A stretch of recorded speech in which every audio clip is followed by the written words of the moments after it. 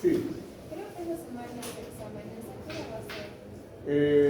Voy a ponerme primero de acuerdo con él. Podría, finalmente, seguro que entiendo, me está proponiendo una charla presencial, si ya me entendí. Voy a estar tal día, pero le puedo decir, hagamos la charla virtual, ¿no es cierto? Y no veo la diferencia que esté presente o que desde afuera virtualmente pueda dar la charla, ¿no? Entonces, y ahí podemos convenir en cualquier hora que convenga a todos, ¿no? ¿Está bien? Yo no necesariamente los días que él propone. Ya, pero primero quiero saber cuál es su interés. Muy bien, continuamos. Fideicomiso de titulización. El acto constitutivo.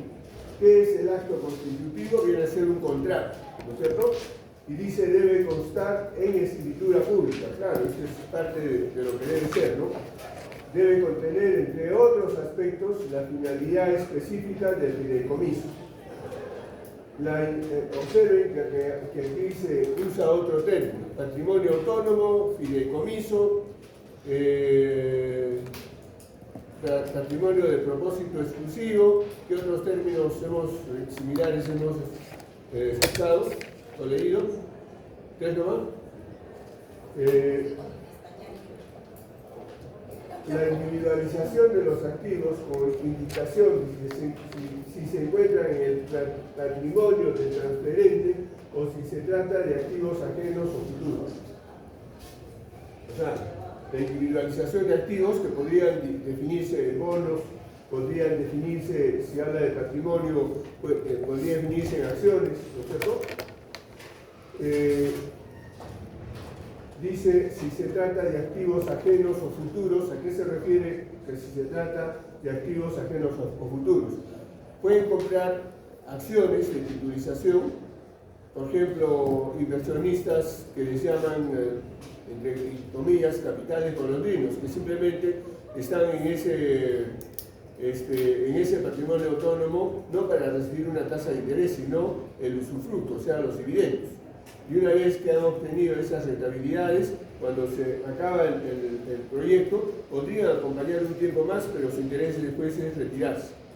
Ese es más o menos lo que se explica, o la forma como puede funcionar, ¿no es cierto?, un patrimonio autónomo.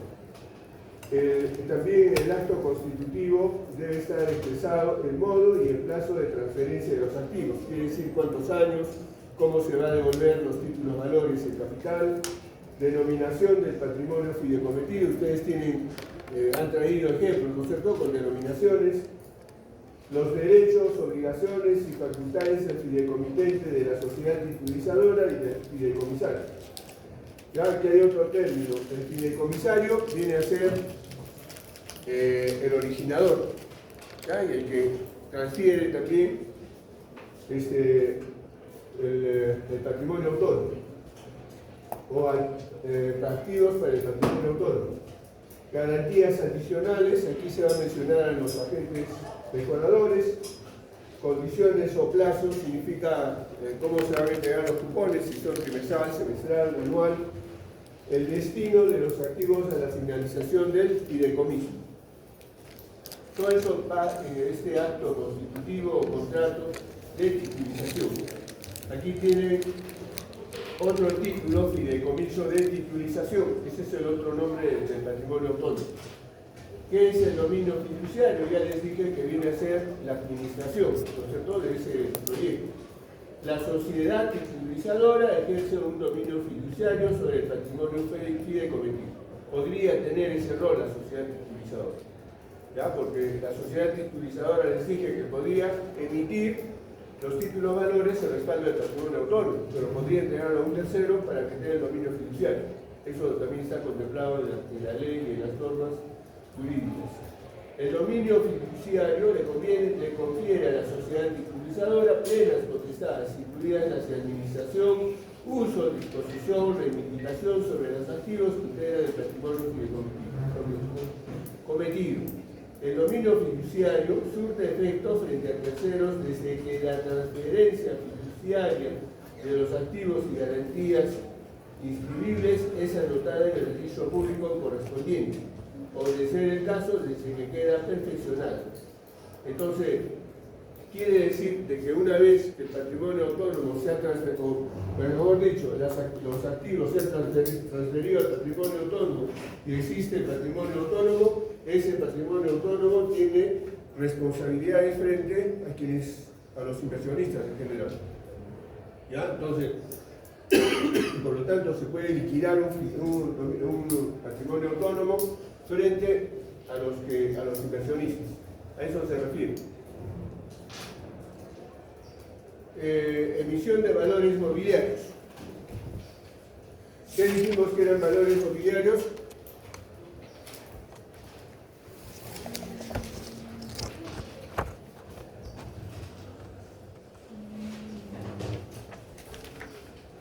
Títulos, valores que se emiten de forma masiva, miles, millones, ¿cierto?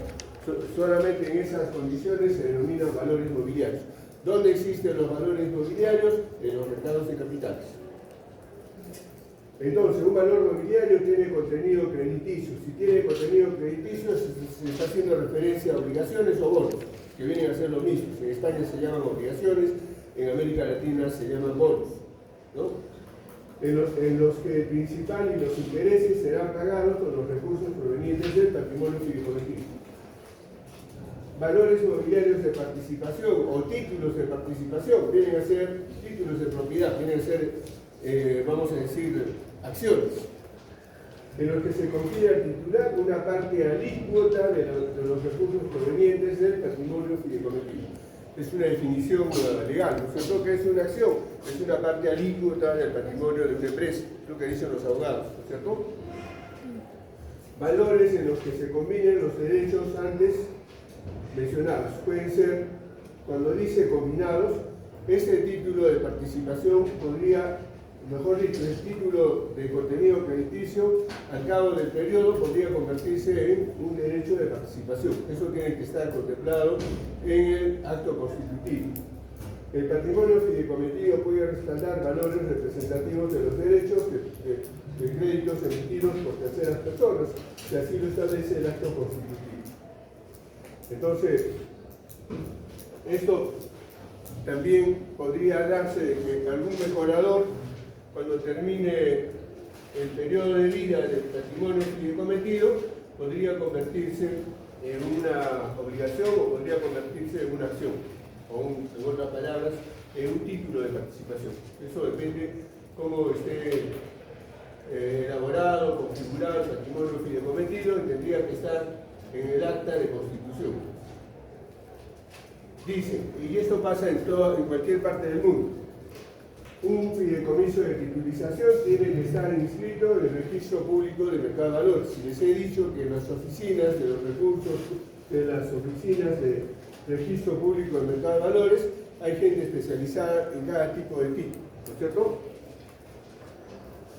Y ahí tiene, digamos, creo que esto, bueno, es el procedimiento, ¿no?, para inscribir un proceso de titulización. Ese término lo he puesto porque seguro lo han leído en muchos casos. El pass-through significa cómo la persona, el originador, transfiere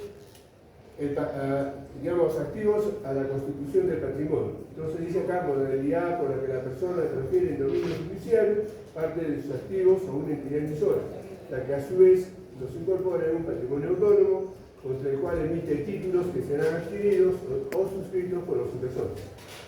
¿Ya? Entonces, está claro, así, pero lo que interesa básicamente el término pass-through, que lo utiliza bastante.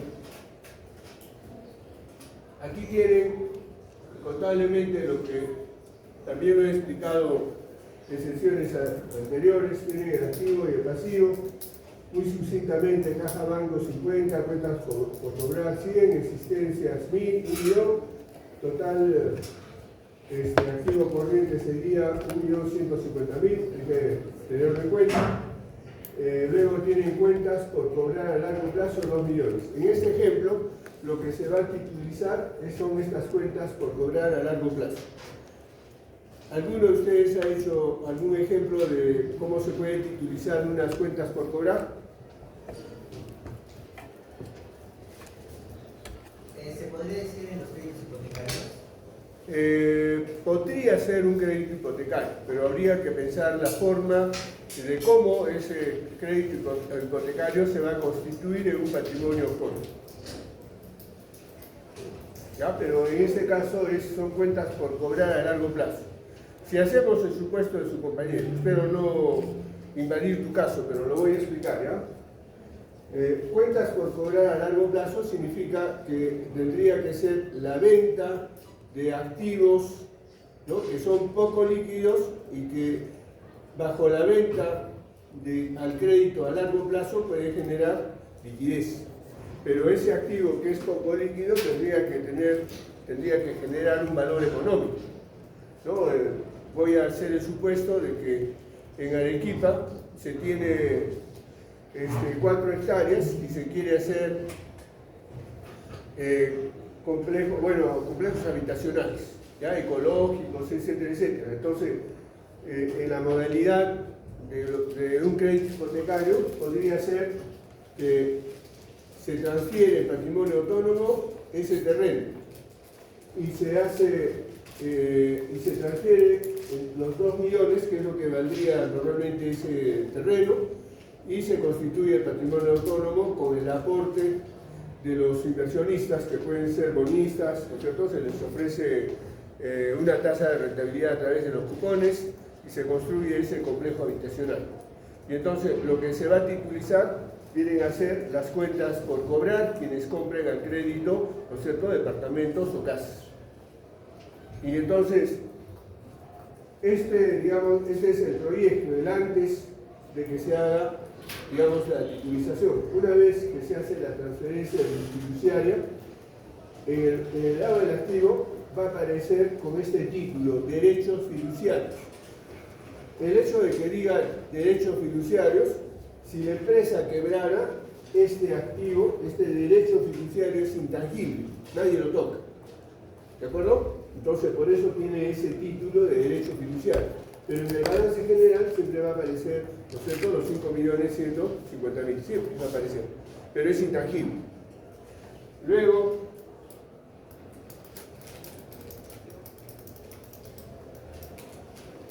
después que se han colocado los bonos, en el rubro Caja Bancos se va a abrir una cuenta especial con esta denominación Caja Bancos y certificados de participación. Y ambos van a sumar, ¿no es cierto?, los 2.050.000, si mal no recuerdo, ¿no es cierto? De acá salen 50.000, de las cuentas por cobrar que se están creando son 2 millones, que se constituyen en derechos fiduciarios, y esos 50.000 más adicional va a pasar como caja banco y certificados de participación. ¿Qué quiere decir eso? Que ya se emitieron, ¿no es cierto?, los bonos y por lo tanto la empresa habría recibido, ¿no es cierto?, liquidez, vamos a decir, por esos bonos. Y quedaría nuevamente el balance tal cual, 5.150.000.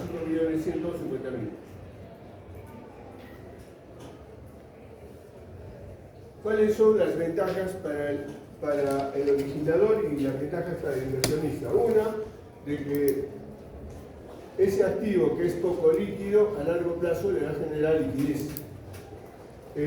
Por otro lado, no tenía financiamiento para hacer ese proyecto a futuro, ahora va a tener financiamiento. Por otro lado, reduce la necesidad de capital, o sea, aportes propios, y finalmente el costo del financiamiento viene a ser menor. ¿De acuerdo?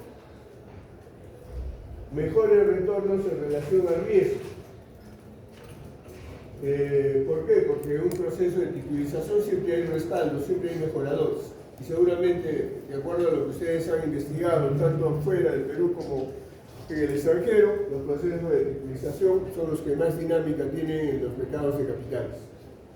Mayor simplicidad en la evaluación del riesgo, colateralización, o sea, garantías en referencia al crédito, genera un área de operaciones para los agentes, o sea, el mercado se especializa en una economía, promueve el desarrollo del mercado de valores, reemplaza la intermediación financiera tradicional por una mediación directa. Les pongo un ejemplo porque creo que tiene relación por lo que dice acá, el costo de financiamiento es menor. ¿Te podría poner un ejemplo o tiene una idea por qué se dice que es más barato el mercado de capitales que el sistema financiero bancario? Y dice, reemplaza la intermediación financiera tradicional. ¿Podrían decirme? ¿Saben cuánto está la tasa de interés en financiamiento hipotecario en este momento alguien?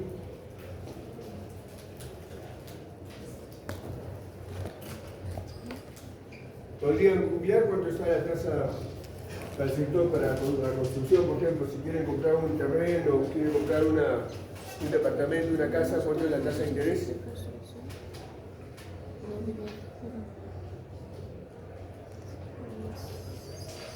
¿Y cuánto cuesta emitir un bono? ¿Cuánto le cuesta a la empresa emisora emitir un bono?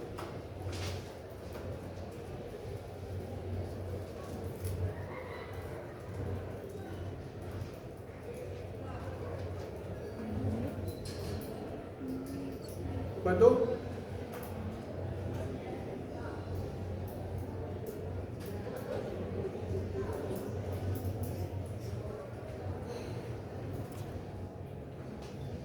Pongan ahí tasa de financiamiento inmobiliario, nada más, si les va a salir la tasa. 10%. ¿Cuánto? 10%. Ya, 10% aún es baratísimo. Ahorita está en el mercado 12%, ¿no? Y entonces, ¿y cuánto está un bono? Rendimiento de un bono, ¿cómo? Rendimiento de un bono corporativo, ¿cómo?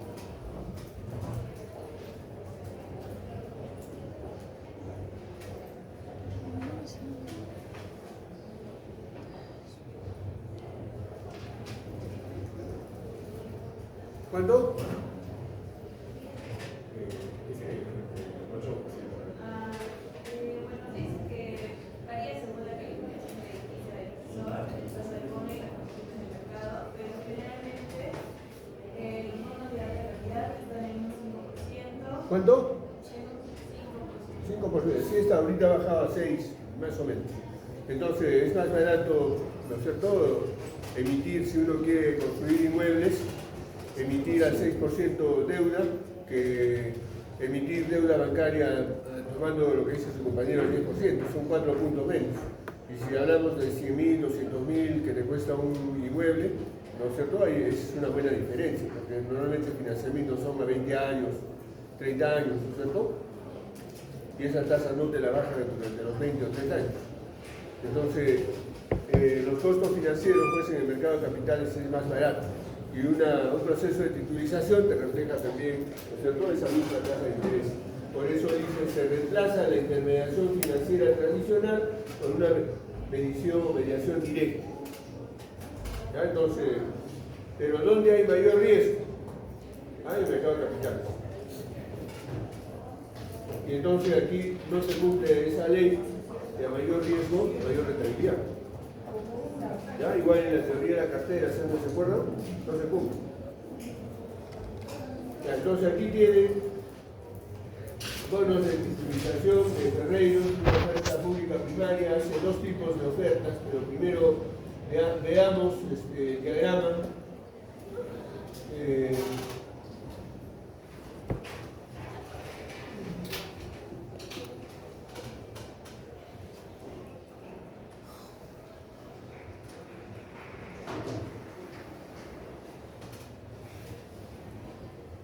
¿A qué se dedica Enrique Ferreiros? ¿Alguien se recuerda? ¿Sabe?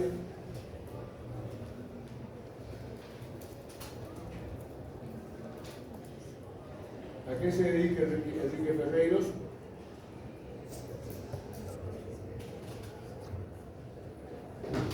Maquinaria pesada.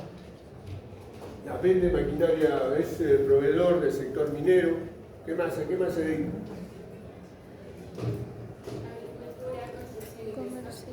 La agricultura, lo que vende más bien es todo lo que son máquinas, herramientas para el sector agrícola. ¿Ya? A eso se requiere, entonces a eso se dedica. Entonces, es poco probable que Enrique Ferreiros venda todo al crédito, ¿no es cierto? Entonces necesita titulizar cuentas por cobrar para vender maquinaria. Entonces, lo que transfiere a un patrimonio fideicommetido, estamos hablando aquí del originador, esas futuras cuentas por cobrar cuando compre la maquinaria o la tecnología. El respaldo de ese patrimonio fideicommetido va a emitir bonos y los tenedores tienen que ser los inversionistas. El respaldo van a recibir los bonos, recibe el dinero del patrimonio fideicommetido y lo van a invertir en la compra de esa maquinaria. Y una vez que han comprado la maquinaria, el servidor o administrador va a realizar el proyecto y en la medida que compra las maquinarias, la tecnología y vende al crédito, en la medida que va recibiendo flujos va pagando los cupones, ¿no es cierto? Y a su vez va generando un capital por vender, ¿no es cierto?, esos activos. Cuando vende un activo fijo, una ganancia, por lo tanto ese patrimonio autónomo va comenzando a acumular un beneficio, ¿no es cierto? Entonces, en esta gráfica estamos viendo que el servidor viene a ser quien emite los títulos valores y este servidor, que viene a ser la sociedad titulizadora, transfiere para que otro agente económico actúe de fiduciario. Hemos dicho que el fiduciario es un administrador, ¿de acuerdo? Entonces, es la forma como podríamos explicar este gráfico.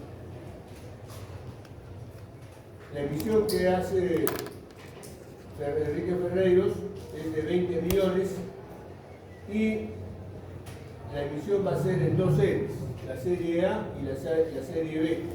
En una primera serie capta 17 millones y en una segunda 3 millones. Cada serie ofrece tasas de interés diferentes, ¿no es cierto? El valor nominal de cada derecho crediticio, lo voy a llamar así, es de 10 millones. Entonces, como ustedes pueden darse cuenta, son de $10.000. Como ustedes pueden darse cuenta, si un bono cuesta $10.000, está orientado a un segmento de inversionistas que sí están en capacidad de comprar bonos de $10.000.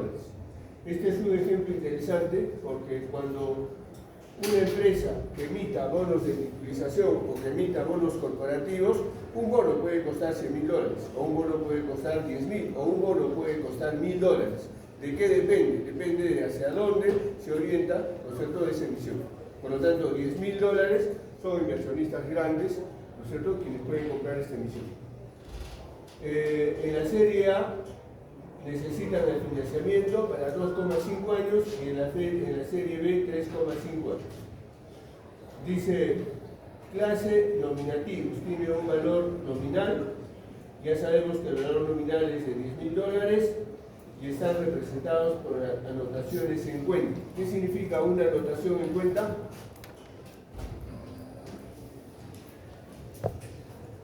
¿Qué es una anotación en cuenta? Sí lo he explicado, ha sido casi en las primeras clases. Una anotación en cuenta significa que el título valor, el bono, no tiene presencia física, sino es, ¿no es cierto?, digital. ¿No es cierto? No tiene presencia física, es anotación, lo anota en cuenta a nombre de la persona que compra. Y eso es suficiente. ¿Quién lo registra? La Caja de Valores de Lima, Institución de Compensación de Liquidación de Valores. ¿Qué rol tiene la Institución de Compensación y Liquidación de Valores? ¿Se acuerdan? ¿Qué rol cumple una institución de compensación y liquidación de valores? Ya se me olvidado. En el examen de la segunda fase, como son preguntas cortas, voy a hacer otra vez preguntas de ese tipo. Una institución de compensación y liquidación de valores cumple el rol de la contabilidad, carga y abona, ¿no es cierto?, las cuentas de los inversionistas en el mercado de capitales. Ustedes dan la orden de venta y se va, ¿no es cierto?, a descargar de nuestra cuenta. ¿Quién lo va a hacer? El Instituto de Institución de Compensación y Liquidación de Valores. Compran acciones o bonos, ¿quién lo registra? De ahí dice LB. ¿Quiénes son los únicos autorizados a comprar y vender títulos valores? ¿Quiénes?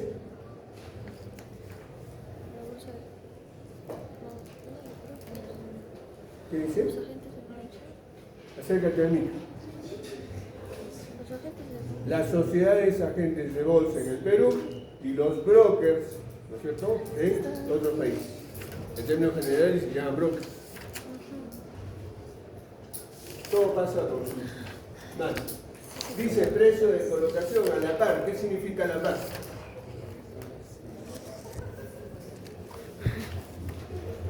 ¿Qué significa el precio de colocación a la par? Dijimos que había títulos valores a la par, sobre la par y bajo la par. ¿Se acuerdan?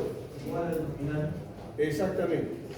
Entonces, ¿cuánto es el nominal? $10.000. O sea que no se negocia ni a más ni a menos. No es una colocación de subasta. ¿Han entendido? ¿Cuántas modalidades de subasta conocen? La subasta holandesa y americana. Exactamente.